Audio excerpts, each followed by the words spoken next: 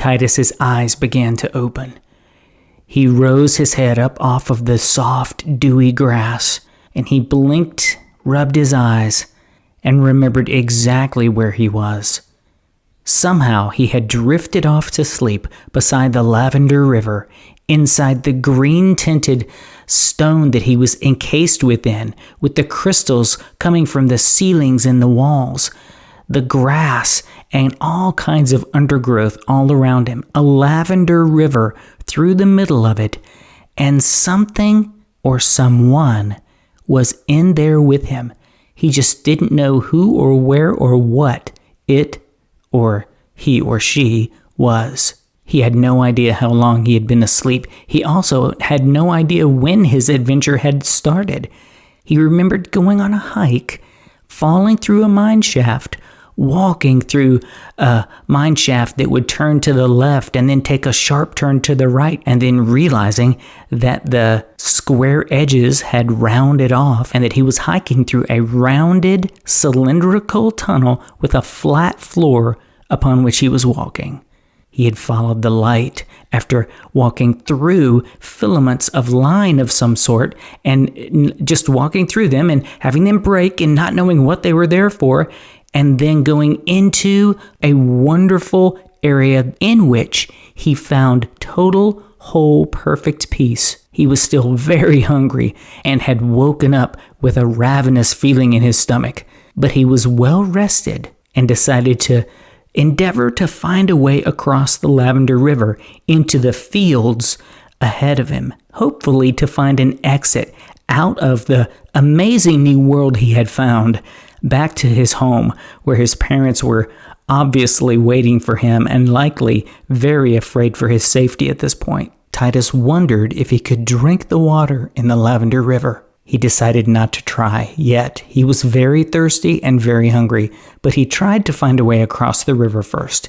He walked to his right, around the edges of the river, staying close enough so he could see if a tree had fallen across, or there was a log, or maybe a narrow, thin spot that he could jump across, but no such luck. What he found most interesting was that as far as he walked, and as close as he looked like he was trying to get to the edges of the geode in which he found himself, he wasn't getting any closer to the edge. It looked only a few thousand feet away, but the more he walked, the further away he realized it was. It was like when you see a beautiful mountain landscape and you begin to drive or you begin to walk towards it, and then the closer you get, you realize exactly how far away it is. Titus began to realize that this was not a mere few thousand feet to his left or few thousand feet to his right, to the edges of the area in which he was now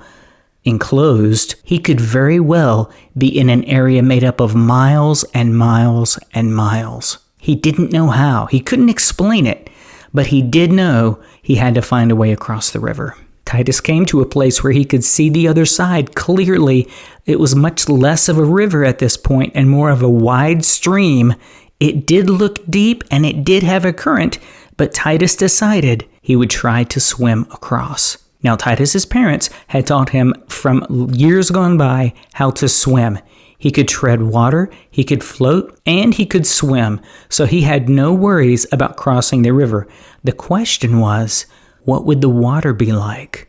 What would it feel like? And more importantly, how strong was the current? Titus knew his clothes would be soaked, but he wasn't going to take them off and leave them on one side of the stream, so he stepped into the lavender-colored water, first to his knees, then to his waist, then up to his chest.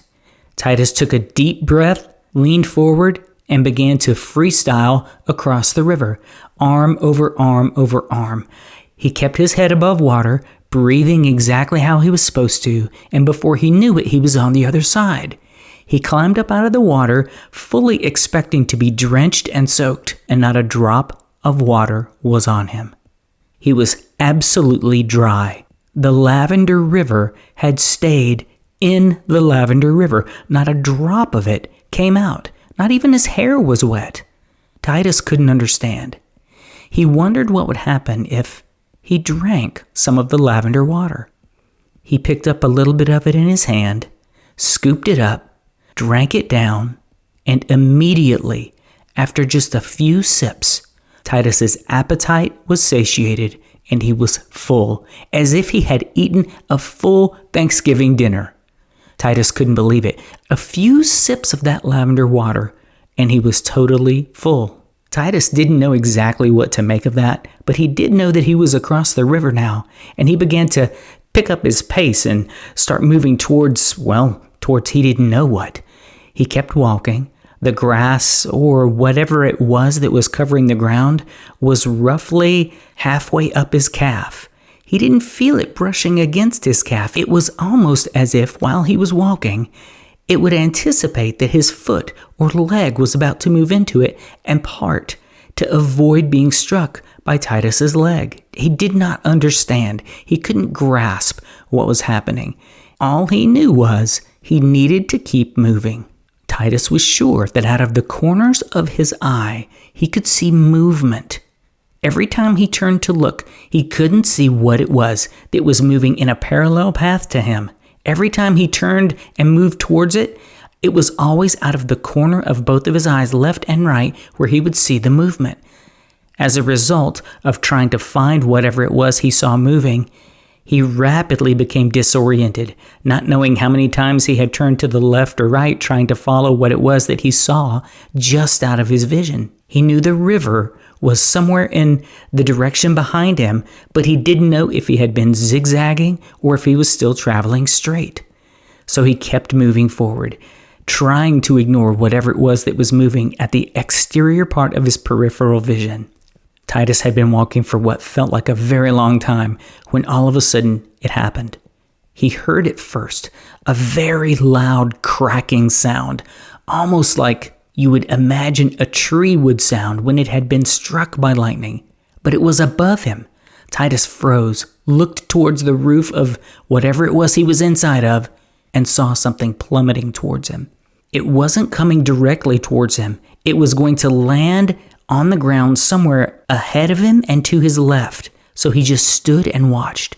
Then he began to hear it. It made a whistling sound. As it fell and accelerated from the roof of what he was in, it began to sound almost like a bomb that had been dropped. Titus had never seen anything like this or heard it before, but he knew it was coming so fast and it was so large that it would make an impact that could shake the ground everywhere inside the geode. Faster and faster it fell. Titus began to feel some of the peace in his heart to dissipate, but he still wondered what was going to happen.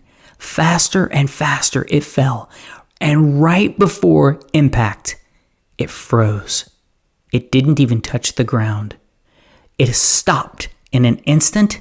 The tip of the crystal, that's what he saw it was now, touched the ground and gently laid on its side.